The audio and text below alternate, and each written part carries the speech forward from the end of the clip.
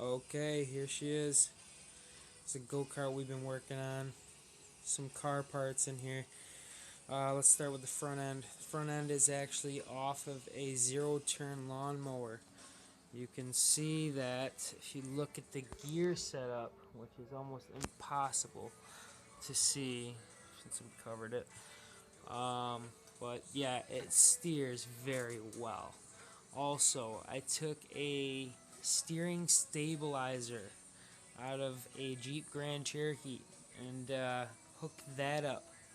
That way, as we go faster and it becomes easier to turn, this will stabilize any bumps and shocks that try to turn the wheels from being off. Uh, so that works really, really well. Steering is very easy on this. The seat is out of a minivan as well with the dual armrests. Doesn't get more comfortable than that. Honestly, it doesn't. We stretched it. It is super long and your legs don't stick up as high. Your knees don't. You can almost stretch all the way out. And I am 5'7", 5'8". Alright, this is the rear end. Alright, we got the coilover spring here that came out of a truck, not sure which one. Kind of picked it up from the pick and pull there. Bought new shock absorbers. Those are out of the Jeep Grand Cherokee. We got the engine. That's off of a snowblower. 11 horse Tecumseh. Thing is fast. We broke the previous shaft and we broke some chains. We had to switch it to the biggest we got here is a number 41 chain sprocket, and we actually took the engine shaft and lathed it down to a 3/4 clutch acceptable cylinder, and that worked out really well. We can spend $20 and get the clutch to work instead of the $150 needed for the full torque.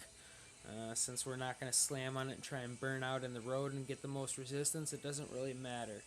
We can peel out, we can do almost everything anyone else can do, and it costs us $20 per clutch when we do have a problem. Moving on, we have the drive shaft out of the 1990 Dodge Caravan, which we hacked up and welded on a sprocket, and it works out great.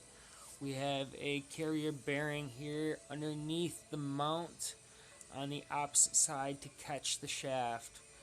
We also have the wheel bearing hub assembly out of the same 1990 Dodge Caravan. Works very well, pretty cheap parts from Advanced Auto.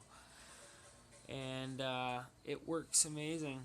So, got the tire set up. We also set up a tensioner made out of a old skate, which works amazing as well, keeping that tension on there, seeing how we're not on point with our sprocket alignment.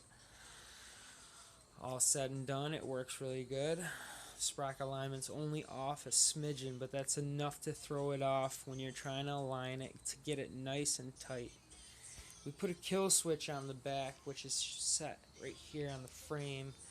That way, if there's any issues, hit the kill switch and we don't have full torque and throwing us everywhere. I crashed once because the throttle got stuck. That was pretty fun. Anyway, we're getting ready to do the test drive soon. We gotta swap out the other tire. I do have one back one on the left side and one front one on the right side going off of a kid's quad four-wheeler. This way it's more durable, but we're going to swap out the front one and put the new rear one on as soon as I get the other hub assembly attached. But I'm going to rebuild the carburetor, just put some sliders in for the engine mount, all quarter inch steel or more. We got box tubing all around. It's really overkill. With this new pivoting design that we have down here, obviously it wants to pivot, so we put the shocks and the spring there, and that way the whole rear end flexes. Not by much, but enough to compensate for any bumps. So, until next time.